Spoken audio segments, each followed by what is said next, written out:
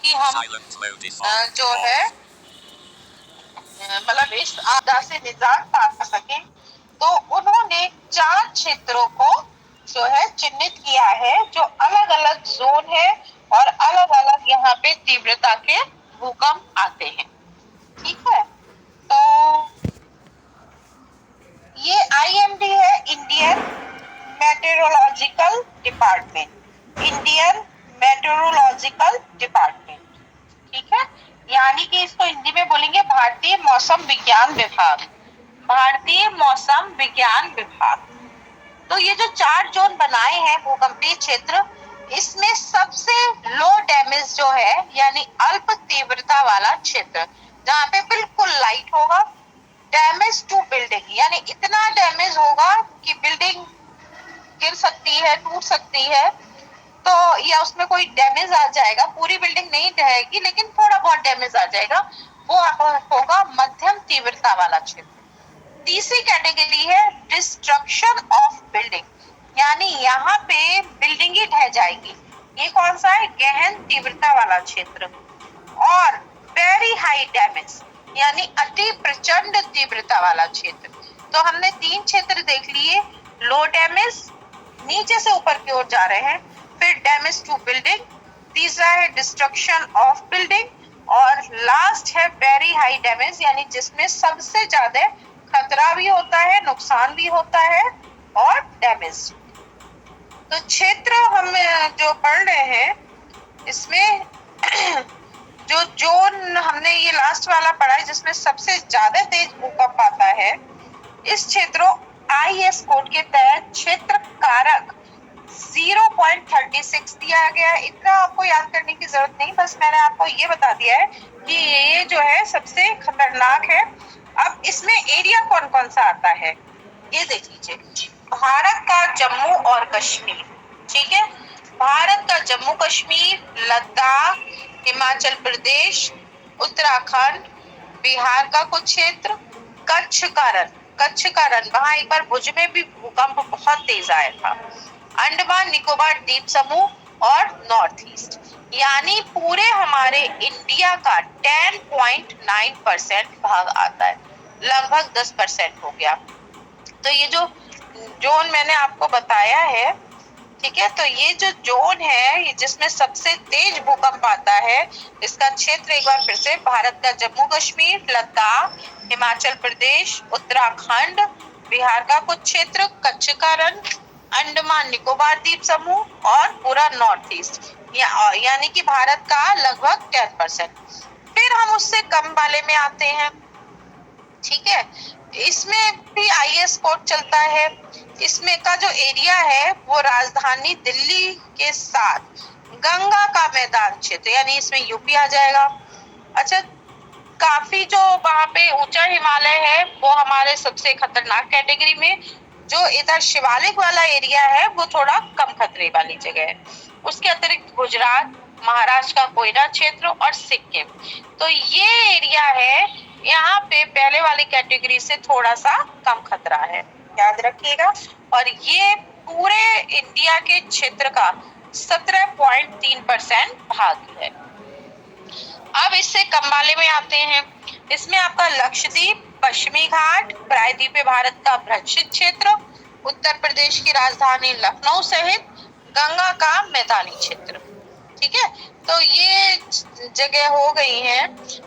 ये आप इसलिए ध्यान से सुनिए कि कभी कभी प्रश्न पूछ लिया जाता है, दे देंगे कि सबसे तेज भूकंप वाला क्षेत्र कौन सा है, मध्यम वाला कौन सा है, सबसे कम वाला कौन सा, यानी किस जोन में कौन सा आ रहा है। तो इस वाले कैटेगरी में मैंने बता दिया लक्षद्वीप, पश्चिमी घाट, प्रायद्वीपीय भारत का भ्रंशित क्षेत्र तथा उत्तर प्रदेश की राजधानी लखनऊ, ठीक है। आगे हम चलते हैं, जहां सबसे कम भूकंप आता है वो है उसका एरिया प्रायद्वीपीय पठार का मैक्सिमम एरिया इसी में आता है, कर्नाटक पठार आता है, ठीक है। ये वो मेखला है जिसमें सबसे कम भूकंप आता है, यानी भूकंप यहाँ ना के बराबर आता है। तो मैंने ये 4 कैटेगरी आपको बता दी है। अब बात करते हैं सुनामी की। सुनामी, ये एक जापानी शब्द है। पहला प्रश्न तो यही पूछ सकते हैं, सुनामी किस भाषा का शब्द है? तो सुनामी जापानी भाषा का शब्द है। ठीक है। जो TSU सू मतलब है सुनामी, लेकिन इसकी स्पेलिंग टी से शुरू होती है। ठीक है। और नामी NAMI से बना है। इसका मतलब है high powered committee on disaster. इसका मतलब है कि हार्बर, और नामी का मतलब है वेव, यानी बहुत ऊंची ऊंची समुद्री तरंगे। भारत की जो high powered committee on disaster management है, ये भारत की संस्था है। मैं फिर से नाम लेती हूँ, high powered committee on disaster management. इसने एक सुनामी के लिए लिखा है, बताया है कि सुनामी समुद्र में भूकंप, भूस्खलन या ज्वालामुखी उद्गार जैसी घटनाओं से पैदा होती है। तो पहली चीज तो ये हो गई कि सुनामी कहाँ आती है? समुद्र में आती है। किससे पैदा हो रही? या तो भूकंप, यानी नीचे तरंगों में कुछ हलचल हुई, जो पृथ्वी का आंतरिक क्षेत्र है, जिसे हम मेंटल कोट इन नामों से जानते हैं, वहां कुछ संचरण या हलचल हुई, तो उसकी वजह से ऊपर का समुद्र में कंपन हुआ तो सुनामी आएगी।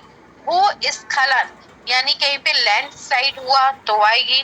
साथ ही समुद्र में कुछ ज्वालामुखी पर्वत होते हैं, मान लीजिए वो फूट गया या उसमें किसी तरह का ज्वालामुखी विस्फोट हो गया तो भी सुनामी आएगी। तो इन घटनाओं से सुनामी आती है।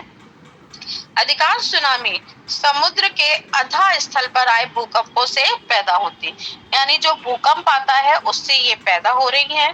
सुनामी को बंदरगाह लहरें या भूकंपीय समुद्री लहरें भी कहा जाता है। ठीक है, तो इसे बोल देते हैं बंदरगाह की लहर या भूकंपीय समुद्री लहर। भारत में सुनामी वार्निंग सेंटर का परिचालन जुलाई 2005 में हैदराबाद से किया गया। तो यहाँ पे एक नया प्रश्न ये बनता है कि सुनामी वार्निंग सेंटर, याद रखिएगा नाम, सुनामी वार्निंग सेंटर कब से चल रहा है? तो जुलाई 2005 से। और कहाँ पे स्थापित है? तो हैदराबाद में। बहुत इंपॉर्टेंट क्वेश्चन है कि सुनामी वार्निंग सेंटर कहाँ पे है? हैदराबाद में, और जुलाई 2005 से काम कर रहा है। 26 दिसंबर 2004 को हिंद महासागर में सुनामी आई थी और भारत का कोरोमंडल तट सर्वाधिक प्रभावित हुआ था।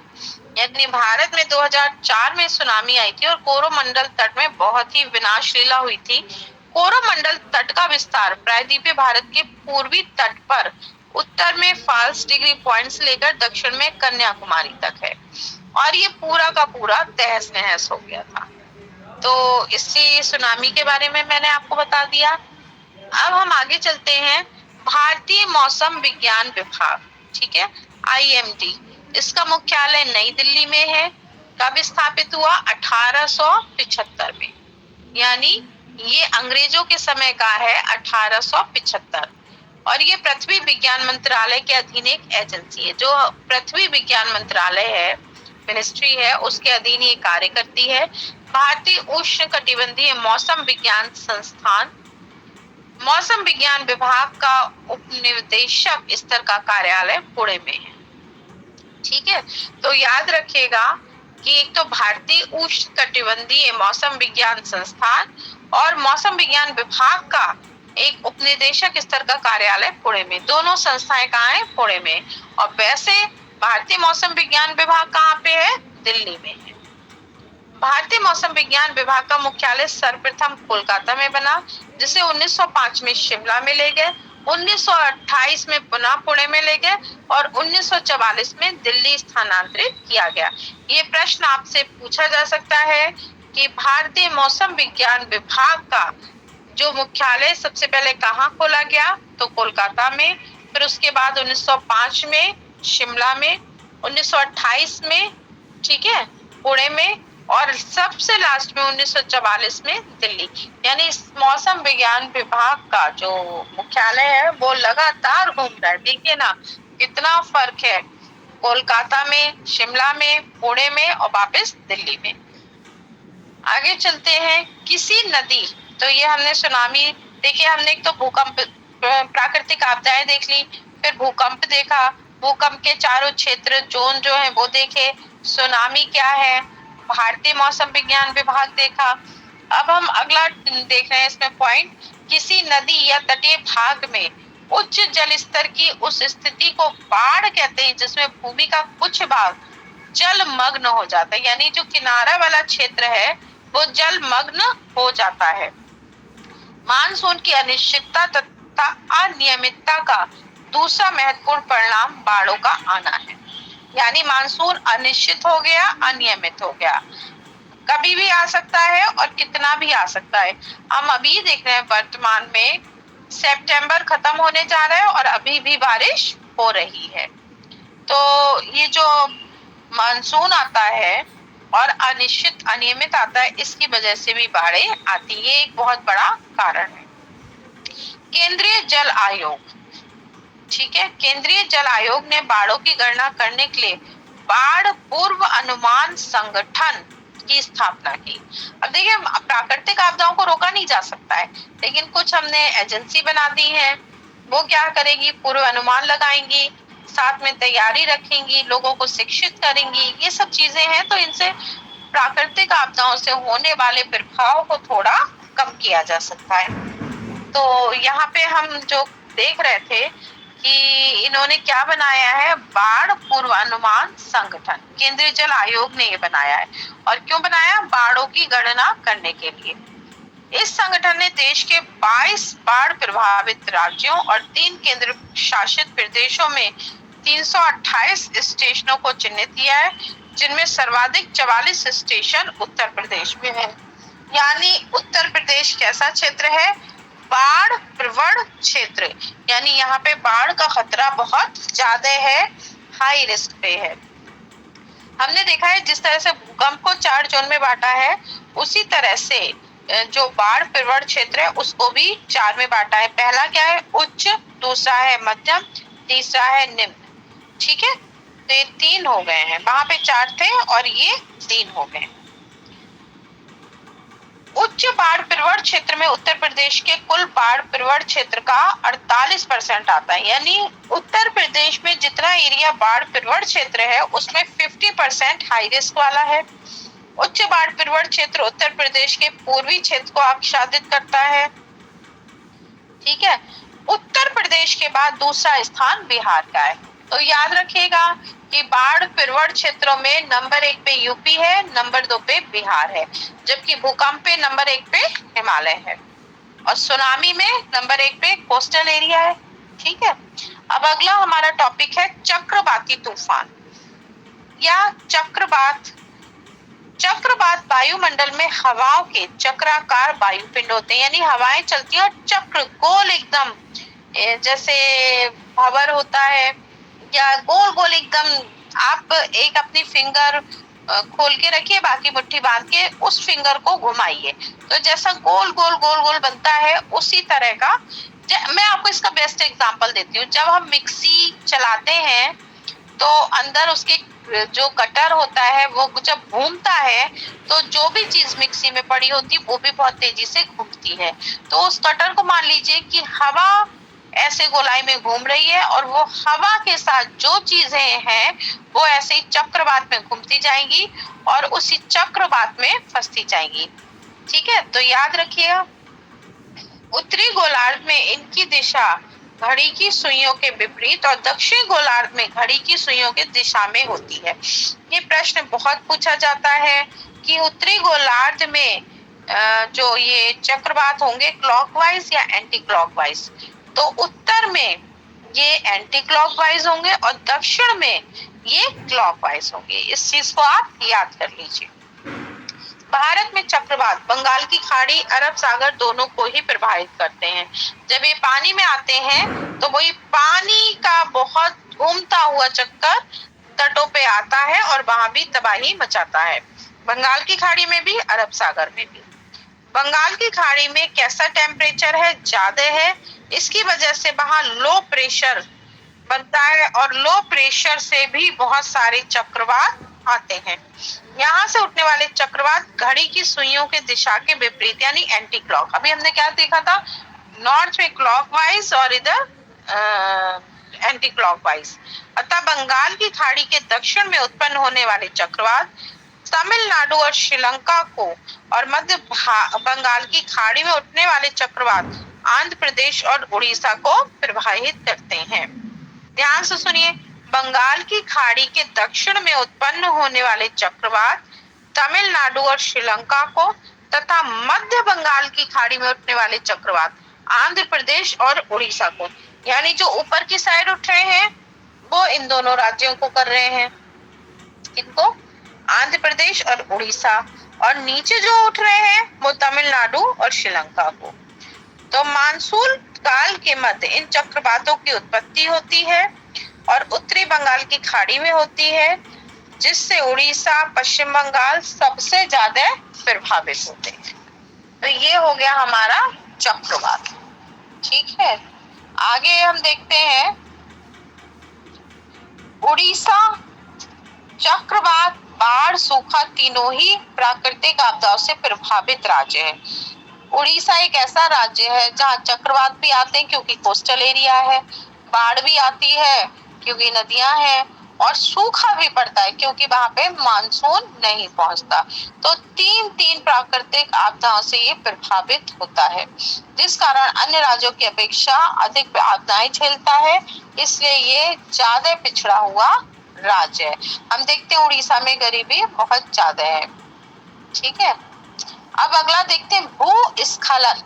भूस्खलन क्या होता है कि जब चट्टान और या नॉर्मल जमीन है वहां से मिट्टी अचानक ढलान से नीचे की ओर खिसकने लगे तो उसको कहते हैं भूस्खलन, यानी मिट्टी जो है नीचे खिसक गई। हिमालय में भूस्खलन की आवृत्ति में वृद्धि हुई है, यानी हिमालय में ये भूस्खलन बहुत हो रहा है। ये भी होता है कि जब पेड़ लगाते हैं तो पेड़ की जड़ें उस भूमि को, मिट्टी को जकड़े रहती हैं, लेकिन जब पेड़ों की जो संख्या है उसमें कटौती होती है तो फिर ये मिट्टी को पकड़ मजबूती से जो पहले होती है वो पकड़ उतनी मजबूती से नहीं रह पाती है वनों के, जंगलों के, पेड़ों के अभाव में। तो वो मिट्टी हवा हो या जल हो या हिमानी हो उनके साथ बह जाती है और भूमि स्खलन हो जाता है। इसका मुख्य कारण ये भी है कि भूकंपों की आवृत्ति में वृद्धि के साथ साथ, यानी भूकंप आ रहे उससे भी भूस्खलन हो रहा है, साथ में पहाड़ों पर सड़क बनाई जा रही है, बांध बनाई जा रही है, तो ये मानवीय क्रियाकलाप है, ये भी भूस्खलन को बढ़ा रहे हैं। सड़क, बांध निर्माण तथा खनिज के लिए बड़े पैमाने पर खनन कार्य हो रहा है, यानी खानों से खनन करने के लिए, वहां से सामान निकालने के लिए क्या किया जाता है, विस्फोट, छोटे मोटे ब्लास्ट किए जाते हैं, मशीनी उपकरण का प्रयोग किया जाता है, उससे भी भूस्खलन खूब हो रहा है। भारत में आपदा प्रबंधन हेतु निवारक और संरक्षण उपाय तैयारी तथा मानवों पर आपदा के प्रभाव को कम करने के लिए देश के पहले आपदा प्रशिक्षण संस्थान की स्थापना लातूर, जो कि महाराष्ट्र में है, की जा रही है। यानी कि आपदाओं का प्रबंधन हो, भाई आपदा रोक नहीं सकते, लेकिन जैसे ही आपदा आए उसका प्रबंधन होना चाहिए, निवारक होना चाहिए, कुछ ऐसे उपाय हों जो हमें संरक्षण प्रदान करें, तैयारी अच्छी रखी जाए और कुछ ऐसी कोशिशें की जाए जिससे मानवों पर आपदा का प्रभाव कम से कम हो, है ना।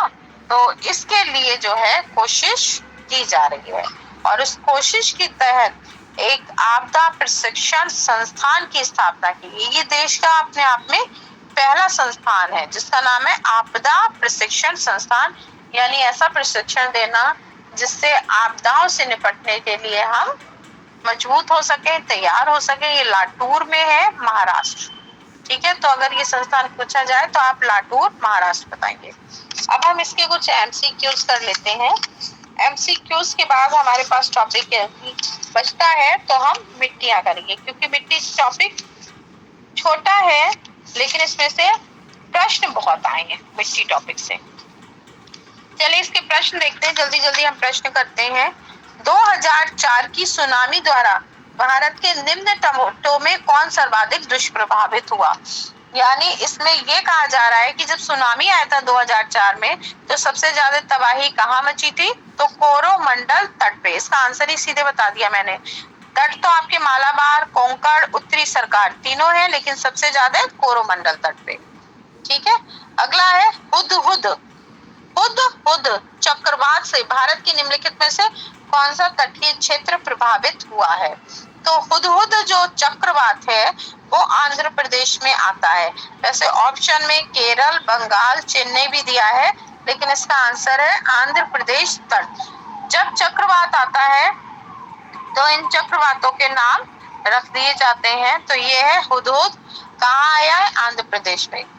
भारत में सुनामी वार्निंग सेंटर अवस्थित है, अभी अभी हमने पढ़ा है ये। इसका उत्तर आप लोग बताएंगे, मैं ABCD बोलूंगी, आप बस A और BCD में लिख के भेजेंगे, बोलेगा कोई नहीं। भारत में सुनामी वार्निंग सेंटर अवस्थित है। A Chennai, B Visakhapatnam, C Hyderabad, D port Blair. Repeat करती हूँ, भारत में सुनामी वार्निंग सेंटर अवस्थित है। कई सबने दे दिए C, वेरी गुड, हैदराबाद में। तो सुनामी वार्निंग सेंटर हैदराबाद में। भारतीय मौसम विज्ञान विभाग स्थापित है। A नई Delhi, B Nagpur, C Jodhpur, D Pune. भाई बहुत जल्दी जल्दी दे दिए, A यानी नई दिल्ली में। अच्छा, इसी का दूसरे स्तर का कहाँ पे है बताइए? A Nagpur, B Jodhpur, C Pune. इतने में ही बता दो, इतने में ही बता दो, C पुणे, वेरी गुड, बहुत बढ़िया। आगे है, एक तरफ तो फूट मिलाने वाला है, एक तरफ तो दे दी है प्राकृतिक आपदाएं, और दूसरी तरफ की उस आपदा का प्रवण क्षेत्र क्या है? तो बाढ़, B भूकंप, C सूखा, D चक्रवात। यानी कौन कौन सा कहाँ कहाँ आता है? तो बाढ़ का इन्होंने जो दिया है वो है भाई आपका उत्तर प्रदेश और बिहार। तो बाढ़ ज्यादातर यूपी बिहार में आती है। भूकंप हिमालय में आता है। सूखा मध्य पूर्वी भारत में पड़ता है, यानी उड़ीसा। और चक्रवात झारखंड तथा उत्तरी उड़ीसा में आता है। उत्तरी उड़ीसा में आता, आपको पता ही है, चक्रवात है ना, उड़ीसा का एरिया है। तो मैं फिर से रिपीट कर देती हूँ, बाढ़ आपकी आती है उत्तर प्रदेश और बिहार के मैदान में। भूकंप आपका आता है हिमालय में, और सूखा आपका आता है मध्य पूर्वी भारत यानी उड़ीसा वाला क्षेत्र। ठीक है, और चक्रवात आपका आता है झारखंड और उत्तरी उड़ीसा में। अगला प्रश्न है, ध्यान से सुनिएगा। हिमालय में भूस्खलन की आवृत्ति में वृद्धि हुई है।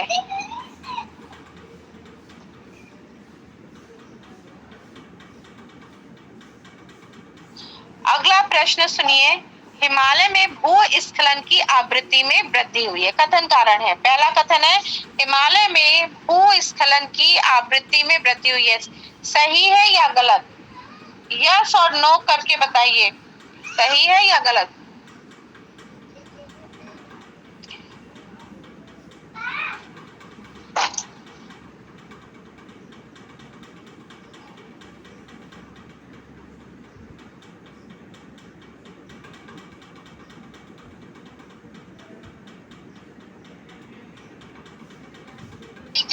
कथन तो इसका सही है कि हिमालय में भूस्खलन की आवृत्ति में वृद्धि हुई है।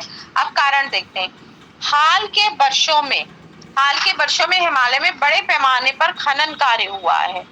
ये भी एकदम सही बात है भाई, खनन हुआ है, जो मानवीय गतिविधियां हैं उनकी वजह से भी भूस्खलन हुआ है। तो कथन कारण दोनों सही है। ये यूपीपीसीएस का प्रश्न है। अगला प्रश्न, बंगाल की खाड़ी के तटवर्ती क्षेत्रों में चक्रवात क्यों अधिक आते हैं? ठीक है, तो बंगाल की खाड़ी के तटवर्ती क्षेत्रों में चक्रवात क्यों अधिक आते हैं? देखिए, एक तरफ अरब सागर है, दूसरी तरफ बंगाल की खाड़ी, तो चक्रवात अधिकतर बंगाल की खाड़ी में आते, और सबसे ज्यादा वहां प्रभावित होता है उड़ीसा। इसका कारण है कि बंगाल की खाड़ी में गर्मी अधिक होती है, जिससे वहां लो प्रेशर क्षेत्र बन जाता है। लो प्रेशर क्षेत्र बनने की वजह से भी वहां पे चक्रवात बहुत आते हैं। अगला प्रश्न सुनिए, ये भी कथन और कारण वाला है। पश्चिमी तट की तुलना में पूर्वी तट पर चक्रवातों द्वारा अधिक प्रभावित है। बिल्कुल सही बात। अभी हमने यही टॉपिक किया है, यही प्रश्न किया है कि पूर्वी तट पर चक्रवात अधिक आते हैं। कारण है भारत का पूर्वी तट उत्तर पूर्वी व्यापारिक पवनों की मेखला में पड़ता है। अब ये देखो, बात तो सही है कि पूर्वी तट पर उत्तर पूर्वी व्यापारिक पवनों की मेखला है, यानी उत्तर पूर्वी व्यापारिक पवन जिसे सनमार्गी या ट्रेड विंड कहा जाता है। परंतु चक्रवात इस कारण नहीं आते। चक्रवात तो इस कारण आते हैं कि बहुत गर्म क्षेत्र है और लो प्रेशर बनता है, इसलिए। ठीक है, अगला प्रश्न है, महाराष्ट्र के कोयना क्षेत्र के निकट भविष्य में अधिक भूकंप प्रभावित होने की संभावना है। ये बात सही है। हमने महाराष्ट्र का जो थोड़ा सा क्षेत्र देखा था वो हिमालय की ही तरह खतरनाक था, क्योंकि वहां तेज भूकंप आते थे। इसका कारण है कोयना बांध एक पुराने भ्रंश तल पर अवस्थित है, जो कोयना जलाशय में जल स्तर के परिवर्तन के साथ अधिक सक्रिय हो जाता है। ये भी सही है, क्योंकि कोयना बांध जो है वहां पे भ्रंश तल है और जल स्तर में जैसे ही ऊपर नीचे कुछ हुआ तो ये भ्रंश सक्रिय हो गया, और जैसे ही भ्रंश सक्रिय होगा वैसे ही यहाँ पे क्या होगा, भूकंप आएगा। क्योंकि जो भूमि की गतिविधियां है, आंतरिक गतिविधियां, उनकी वजह से भूकंप आता है, और जल स्तर घटते बढ़ते ही भ्रंशों में तुरंत उसका प्रभाव पड़ेगा और भूकंप की संभावना रहेगी।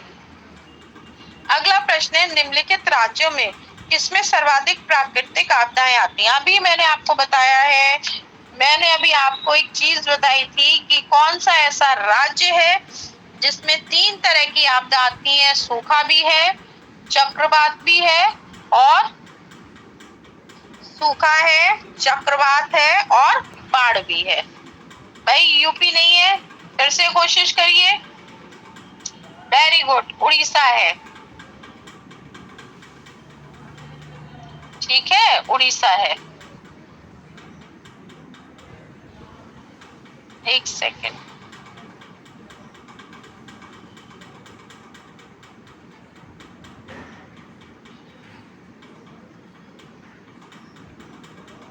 भाई सब लोग अपने माइक बंद रखा करिए।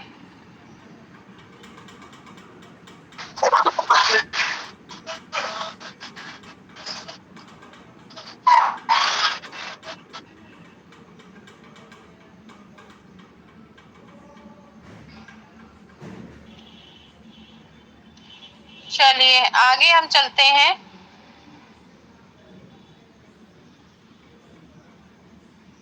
अगला हमारा प्रश्न है, देश के पहले आपदा प्रबंधन प्रशिक्षण संस्थान की स्थापना जहां की गई थी वो कौन सी जगह थी?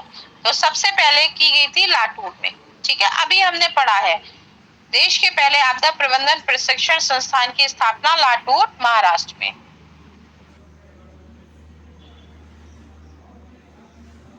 आगे चलिए, भारत का निम्नलिखित में से कौन सा क्षेत्र उच्च तीव्रता की भूकंपीय मेखला में नहीं आता? यानी प्रश्न क्या पूछा है कि 4 क्षेत्र बता दिए और एक वो बताना है जहां पे बहुत तेज भूकंप नहीं आता। तो इसमें है उत्तराखंड, ए है उत्तराखंड, बी है कर्नाटक पठार, सी है कच्छ, डी है हिमाचल प्रदेश।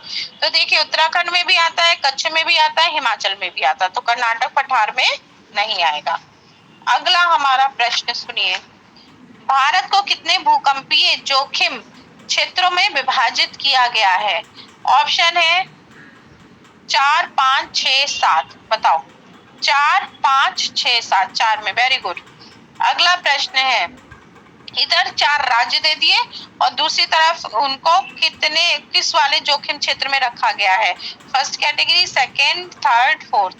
तो भुज है, हैदराबाद है, श्रीनगर है, चेन्नई है। तो भाई श्रीनगर और भुज सबसे हाई में है, हैदराबाद और चेन्नई लो में है। ठीक है, याद रखिएगा आप इस बात को।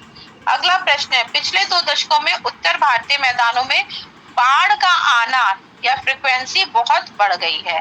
तो ये बात सही है, बिल्कुल सही है कि बाढ़ बहुत आ रही है। कारण क्या है? गाद के निक्षेपण के कारण नदी घाटियों की गहराई में कमी हो गई है। बताइए, गाद के निक्षेपण के कारण नदी घाटियों की गहराई में कमी हो गई है। सही है, बिल्कुल सही है और एकदम सही कारण है।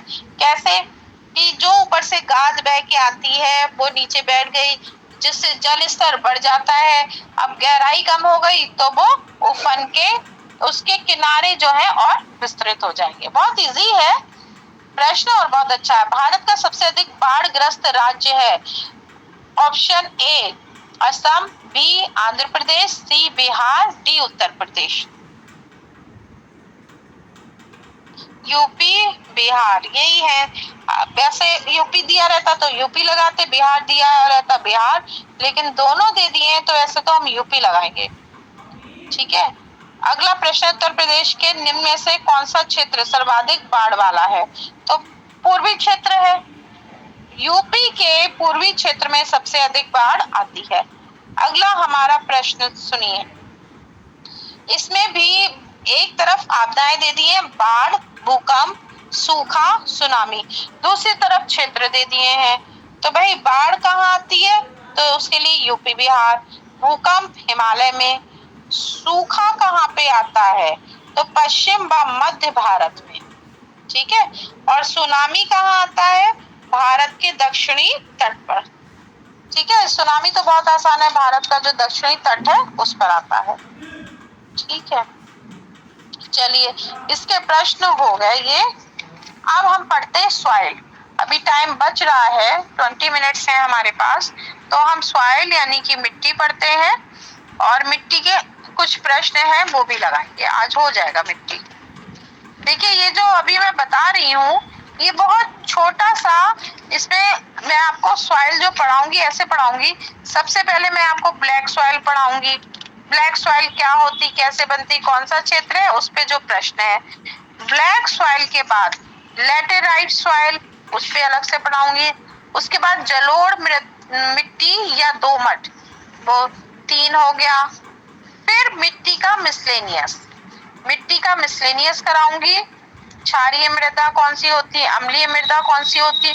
उसके बाद मृदा अपरदन क्या होता है, मृदा को काट छाट के ले जाना, उसमें किस तरह से सुधार। तो ये जो हमारा टॉपिक है ये ऑलमोस्ट 2 दिन चलेगा, आज और कल। तो अभी मैं आपको काली मिट्टी बताती हूँ, क्योंकि काली मिट्टी से किसी भी कंपटीशन में सबसे ज्यादा प्रश्न आते हैं। सबसे पहले तो काली मिट्टी को रेगूर मिट्टी कहते हैं। ठीक है, काली मिट्टी को रेगूर मिट्टी कहते हैं। इसे कपास वाली मिट्टी कहा जाता है।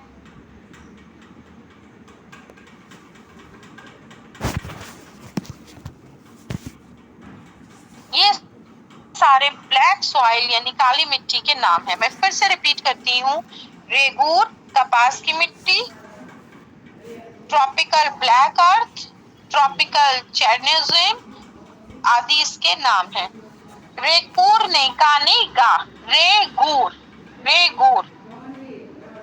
ठीक है, इसके बाद आगे चूंकि कपास होती है तो इसे कपासी मिट्टी भी कहने लगे।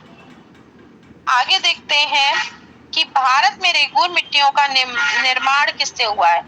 हम कोई भी सॉइल पढ़ेंगे तो उसमें क्या देखेंगे कि उसके नाम क्या है, फिर भारत के कौन से क्षेत्र में है, फिर किन चीजों से मिलके बनी है, कौन कौन से स्टेट में है और इसमें कौन सी फसल हो रही है। ठीक है, यही तो चीजें देखने की होती हैं, बस कौन कौन से इसमें तत्व पाए जाते हैं। तो हमने एक तो इसके नाम देख लिए। अब हम ये देखेंगे ये बनी किससे है। तो ये बेसाल्ट लावा के अक्षय और अपरदन से बनी है, यानी जहां कहीं भी ज्वालामुखी घटनाएं हुई है, बेसाल्ट लावा है, वहां पर इस मिट्टी का निर्माण हुआ है।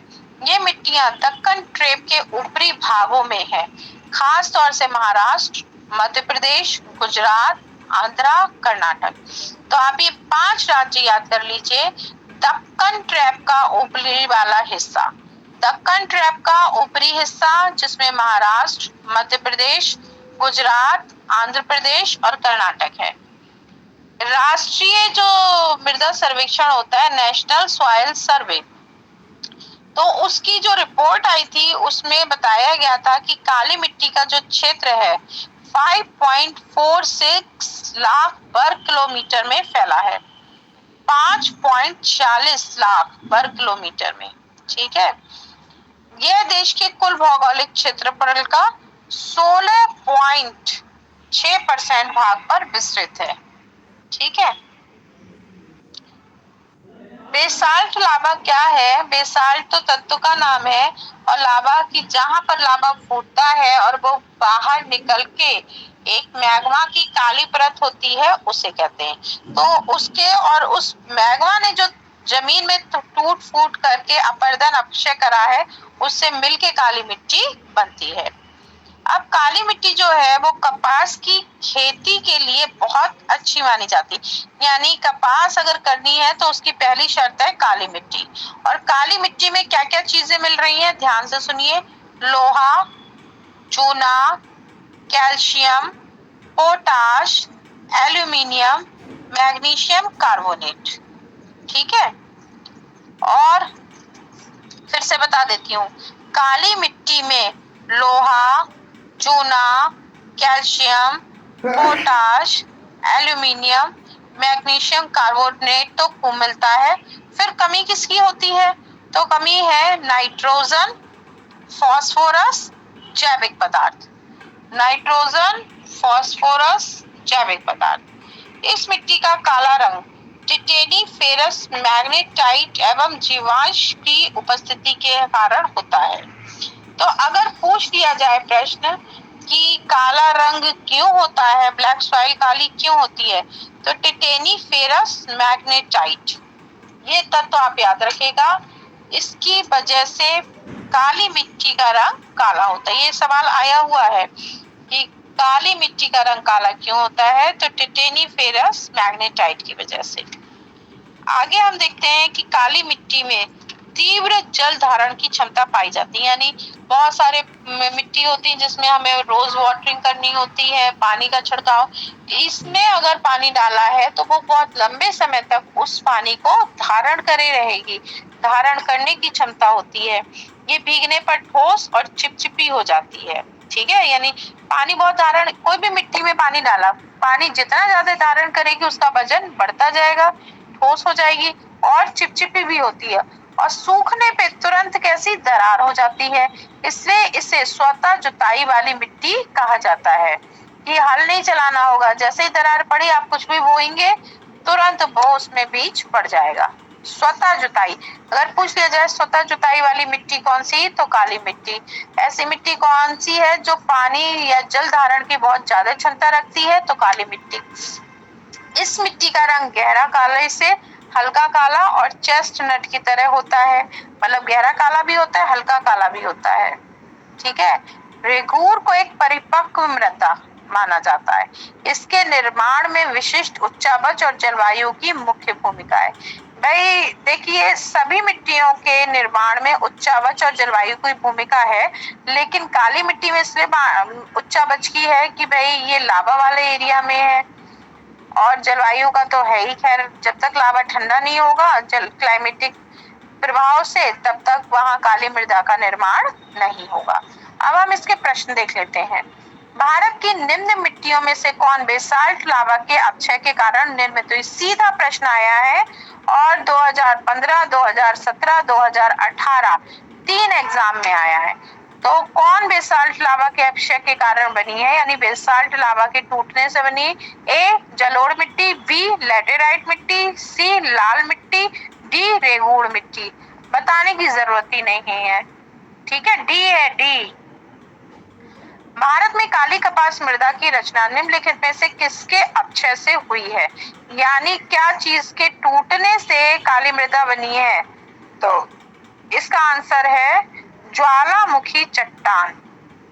ज्वालामुखी चट्टान यानी लावा। ये प्रश्न ध्यान से सुनिए कब पूछा गया, IAS के प्रीलिम्स में 2021 में। ठीक है, बहुत अच्छा प्रश्न है, याद रखिएगा। रेगूड़ किसका नाम है? ठीक है, लाल मिट्टी, बी जलोढ़ मिट्टी, सी काली मिट्टी, डी लैटेराइट मिट्टी। आराम से बता देंगे, बच्चों जैसा प्रश्न है। ठीक है। अच्छा, रेगूड़ मिट्टी सबसे ज्यादा कहाँ पर है? ए महाराष्ट्र में, बी तमिलनाडु में, सी आंध्रा में, डी झारखंड में। बताइए कहाँ पे है? ए महाराष्ट्र में। Very good. काली कपास मिट्टी निम्नलिखित में से किस नाम से जानी जाती है? बांगड़, खादर, भूर और रेगूर। तो इसका आंसर डी हो गया, रेगूर नाम से जानी जाती है। ठीक है, सबसे ज्यादा महाराष्ट्र में मिलती है, रेगूर नाम से जानी जाती है। दक्षिणी ट्रैप की रेगूर मिट्टियां काली होती हैं।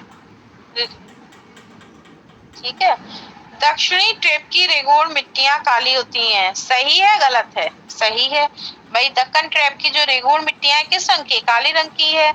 और इसका कारण दिया है, उनमें ह्यूमस प्रचुर मात्रा में होता है। गलत। ह्यूमस की वजह से काली होती नहीं, अभी आपको बताया है किसकी वजह से काली होती हैं।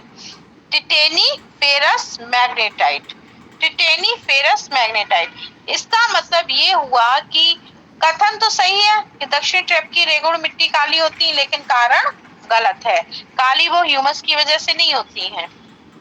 अगला प्रश्न है, भारत की निम्नलिखित मिट्टियों में से कपास की खेती के लिए सबसे अच्छी मिट्टी कौन सी? ए रेगुड़ मिट्टी, बी लैटेराइट, सी जलोढ़, डी लाल। ये हो गया। काली मिट्टी कपास की खेती के लिए उपयुक्त है। कथन कारण वाला है तो ये कथन है, बिल्कुल सही है। काली मिट्टी कपास की खेती के लिए ठीक है। आर है कि उसमें जैव तत्व प्रचुर मात्रा में पाए जाते हैं, ये गलत है। ह्यूमस की कमी होती है। फिर से मैं रिपीट कराती हूँ आपको, इसमें अधिकता किसकी होती है? लोहा, चूना, calcium, potash, aluminium, magnesium carbonate. और कमी किसकी होती है? नाइट्रोजन, फास्फोरस और जैविक पदार्थ। तो ए सही है, आर गलत है। अगला प्रश्न है, काली मिट्टी कपास की खेती के लिए उपयुक्त होती है। सही है। आर है उसमें नाइट्रोजन जैव पदार्थ प्रचुर मात्रा में पाए जाते हैं। फिर वही बात, ए सही है, आर गलत है। जिस चीज की कमी में है वो क्यों लिख दिया प्रचुर मात्रा में है? ठीक है। अगला प्रश्न है, देश की निम्नलिखित मिट्टियों में से किसे स्वतः कृषि योग्य मिट्टी कहा जाता है? अभी मैंने बताया था, स्वतः जुताई वाली मिट्टी। जुताई वाली मिट्टी इसलिए कि बस सिंचाई करी, तुरंत जैसे ही सूखा वैसे ही मिट्टी चटक के दरारें पड़ गई। दरारें पड़ेंगी तो बीज बोना आसान हो जाएगा। आप इस कॉन्सेप्ट को समझ पा रहे हैं कि स्वतः जुताई योग्य मिट्टी। अगला प्रश्न है, कौन सी मिट्टी कपास की खेती के लिए सबसे अच्छी है? तो वही बात है, काली मिट्टी सबसे अच्छी है। अगला प्रश्न है, लावा मिट्टियां पाई जाती हैं। लावा मिट्टियां पाई जाती हैं, ये थोड़ा नया प्रश्न है, सुनिए।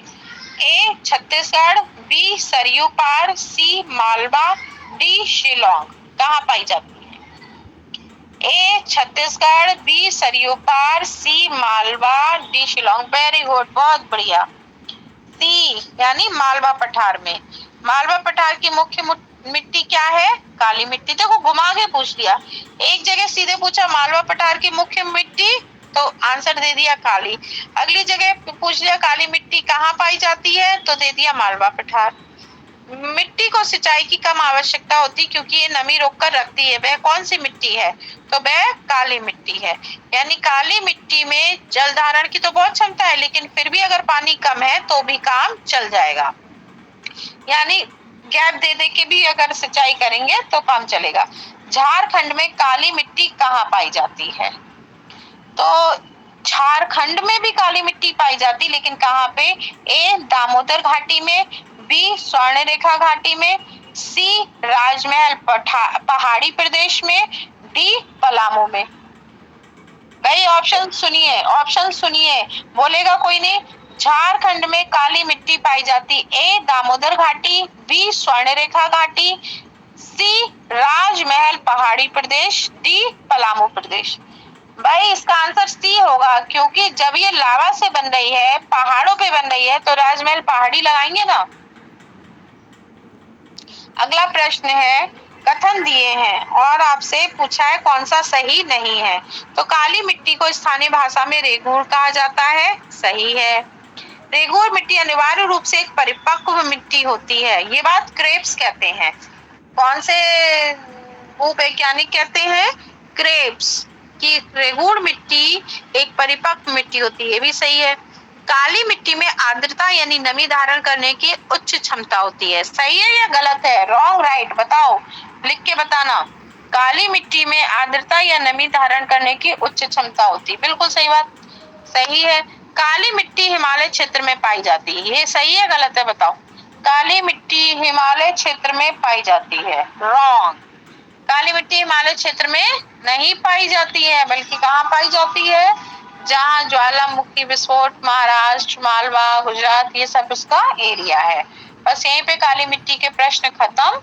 अगली क्लासेस में हम मिट्टी का ही टॉपिक कंटिन्यू करेंगे। लैटेराइट है, लाल है, जलोढ़ है, पहाड़ी मृदा है, मृदा अपरदन क्या होता है, ये सारी चीजें हम करेंगे। ठीक है, अब आशा करते हैं आज के दोनों टॉपिक आपको समझ में आए होंगे, और रिकॉर्डिंग को यहीं पर अब आप ऑफ कर दीजिए।